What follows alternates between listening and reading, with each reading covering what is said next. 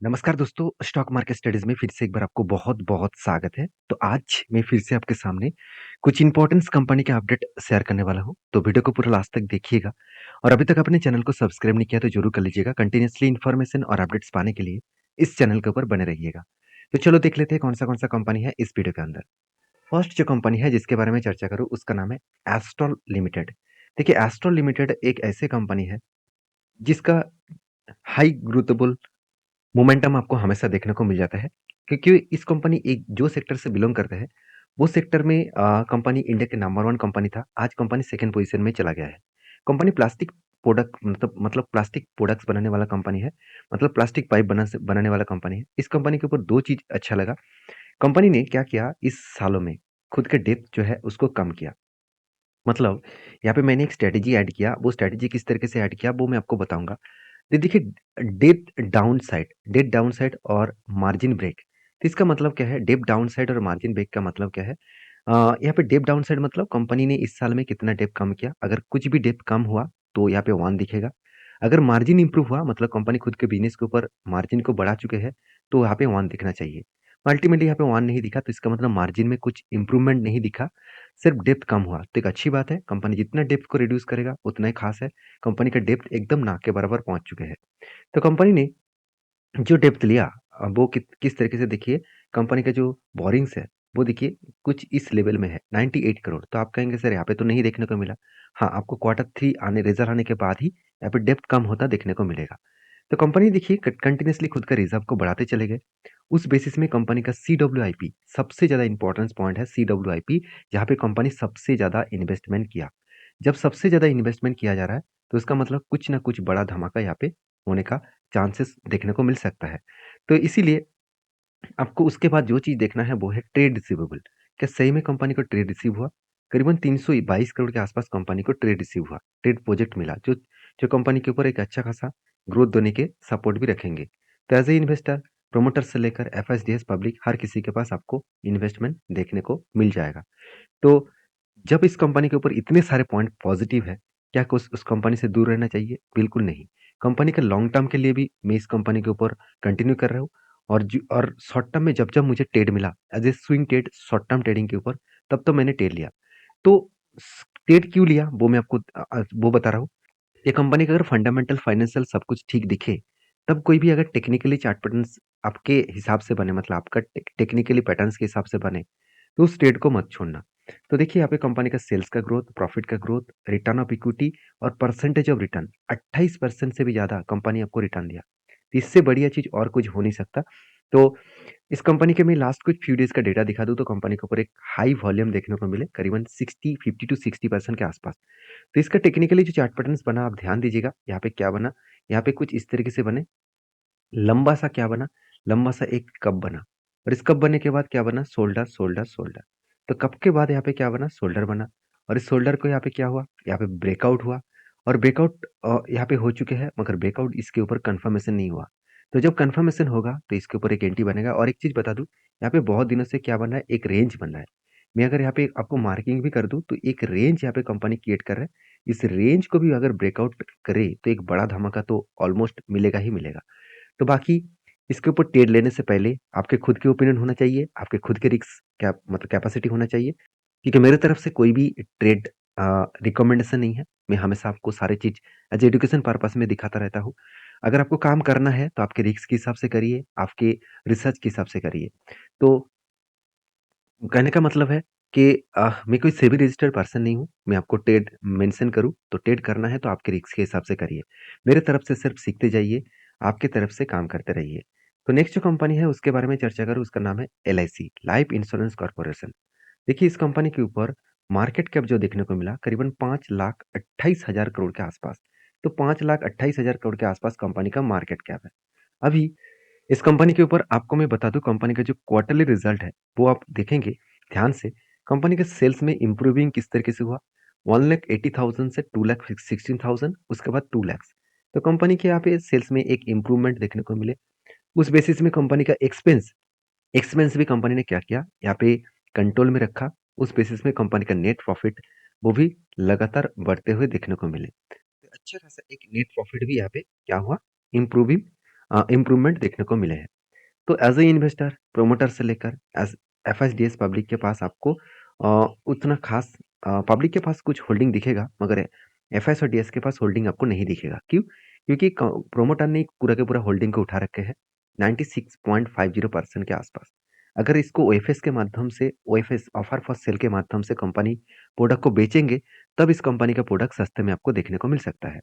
तो ओएफएस का माध्यम से बेचेंगे का मतलब क्या है कि सेबी के रूल्स के हिसाब से किसी भी कंपनी के प्रोमोटर के पास 75% के ऊपर होल्डिंग नहीं होना चाहिए।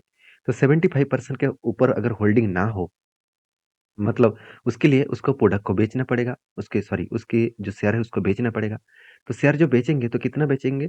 करीबन 21.50 के आसपास, तो 21.50% के आसपास यहाँ पे शेयर को बेचना पड़ेगा। तो इस बात को याद रखना है। बाकी इस कंपनी के ऊपर आपका डिसीजन ले रहा है, ज़रूर मुझे कमेंट्स करना, क्योंकि कंपनी के ऊपर पॉइंट ऑफ व्यू से देखा है तो ठीक-ठाक है। रिज़र्व भी लगातार बढ़ते चले गए, 500 करोड़ से 55,000 करोड़ आसपास बन चुके हैं। तो कंपनी देखा जाए तो 110 टाइम्स कंपनी खुद के जो रिजर्व है उसको बढ़ा चुके हैं। तो एक कोई छोटा-मोटा रिजर्व ग्रोथ नहीं है, अलग लेवल का रिजर्व ग्रोथ है। और कंपनी का देखिए लगातार क्या बना, कंपनी का लगातार प्रोजेक्ट भी यहाँ पे कंपनी का कोई प्रोजेक्ट नहीं मिला, क्योंकि कंपनी इंश्योरेंस कंपनी है। कैश इक्विपमेंट के बारे में बात करूँ तो कंपनी के कैश इक्विपमेंट एक ही रेंज के हिसाब से है। और शॉर्ट टर्म में कंपनी ने लोन उठाया है, कितना? 1,50,000 करोड़ के आसपास। तो ये पॉइंट्स मुझे थोड़ा-सा वीक लगा, क्योंकि शॉर्ट टर्म में कंपनी लोन उठाया। इस लोन शॉर्ट टर्म लोन जो है, वो ऑब्वियसली कंपनी के लिए एसेट क्यों बन रहा है? क्योंकि इस जो लोन कंपनी यहाँ पे उठाया है, वो लोन को कंपनी कुछ बिज़नेस पर्पज़ में यूज़ करेंगे, तो वहाँ पे इंटरेस्ट कमाएगा। तो कंपनीज़ के ऊपर जो टेक्निकली चार्ट पैटर्न बना है, उससे पहले कंपनी के जो लास्ट कुछ फ्यू डेज़ का डेटा दिखा दूँ, तो कंपनी के ऊपर एक अच्छा खासा डिलीवरी का परसेंटेज आपको देखने को मिल जाएगा। तो जब डिलीवरी का परसेंटेज अच्छा दिखेगा, तो एक हाई लेवल का ग्रोथ होने का चांसेस है। तो एलआईसी के ऊपर एक ही बात कहूँगा, कंपनी के जो चार्ट पैटर्न्स है, कुछ इस तरीके से है, कफ विथ हैंडल पैटर्न्स यहाँ पे क्रिएट हुआ। तो कफ विथ हैंडल पैटर्न्स यहाँ पे जब भी क्रिएट होगा, तो इसके बाद आपको क्या देखना है, कहाँ पे ब्रेकआउट हुआ। तो फाइनली देखिए यहाँ पे क्या हुआ, इस कैंडल के ऊपर ब्रेकआउट हुआ और इस कैंडल ने कंफर्मेशन कर दिया। ब्रेकआउट का मतलब इस लेवल के ऊपर कोई ग्रीन कैंडल चाहिए और उस ग्रीन कैंडल के ऊपर कोई ग्रीन कैंडल क्लोजिंग होना चाहिए। तो फाइनली यहाँ पे ब्रेकआउट करके कंफर्मेशन भी हुआ। उसके बाद देखिए धीरे-धीरे करके नीचे भी आए, रिटेस्ट किया। उसके बाद देखिए अब जर्नी स्टार्ट हुआ और ईज़ी तरीके से यहाँ पे क्या हुआ, टारगेट को वो अचीव किया। तो मेरे हिसाब से एक अच्छा खासा टारगेट को वो अचीव किए और करीबन-करीबन 17% का जो टारगेट है, वो अचीव हो चुके हैं। तो फिलहाल के लिए इस कंपनी के ऊपर कोई ट्रेड नहीं है, मैं आपको पहले बोल चुका हूँ, इसका जो लाइफ टाइम हाई है, वो 919 के आसपास है। वो जिस तरीके से ऊपर जा रहा है, तो ईज़िली वो उस लेवल तक जाने का ज़रूर कोशिश करेंगे। तो बाकी आपकी क्या राय है इस कंपनी के ऊपर, ज़रूर कमेंट्स करके बताना। तो वीडियो को आगे बढ़ाने से पहले मैं रिक्वेस्ट करूँगा, चैनल को सब्सक्राइब नहीं किया तो ज़रूर कर लीजिएगा और वीडियो अच्छा लग रहा है तो प्लीज़ लाइक करिएगा, क्योंकि इस तरीके से टेक्निकली चार्ट पैटर्न में लगातार आपको हर वीडियो में सिखाता रहूँगा। तो नेक्स्ट जो कंपनी उसके बारे में चर्चा करूँ, उसका नाम है आईजीएल, इंद्रप्रस्थ गैस लिमिटेड। देखिए, इन आईजीएल जो है, इस कंपनी के ऊपर 2 बड़े प्रोमोटर है, 2 बड़े प्रोमोटर का मतलब है, 2 बड़े गवर्नमेंट प्रोमोटर है। एक है गेल इंडस्ट्रीज़ लिमिटेड और दूसरा है बीपीसीएल।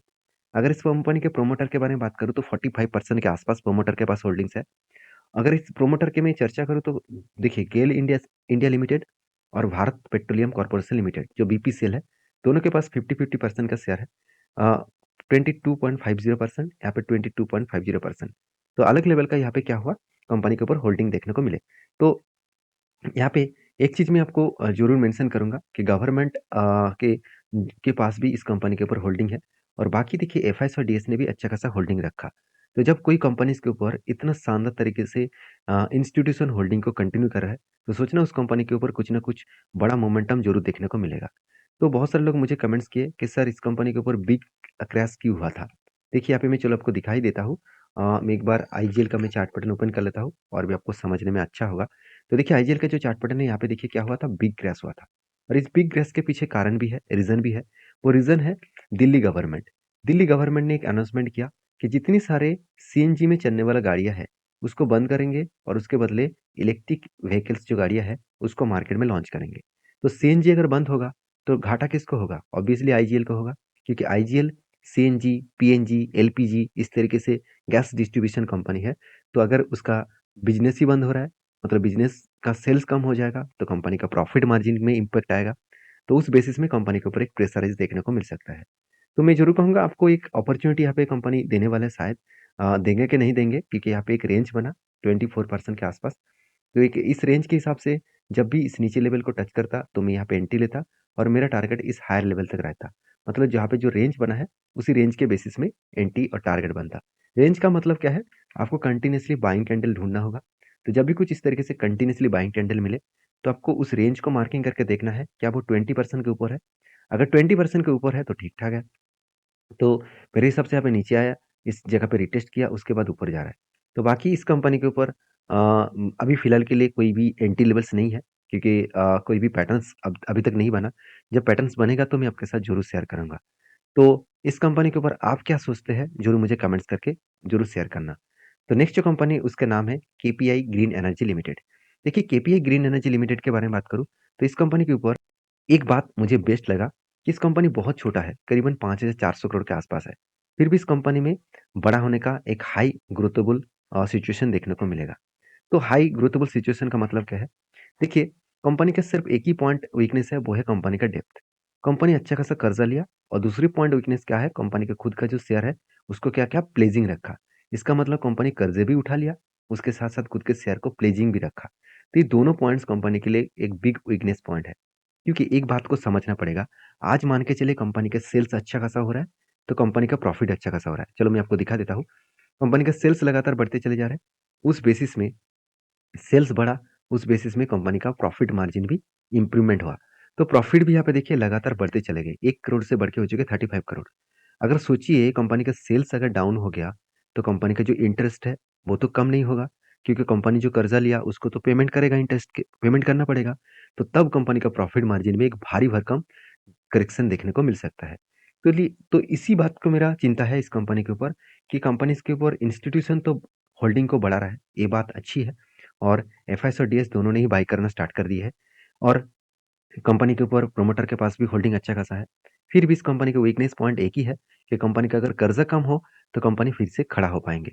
तो ऑब्वियसली एक अच्छा खासा कंपनी ग्रोथ धमाका दिया।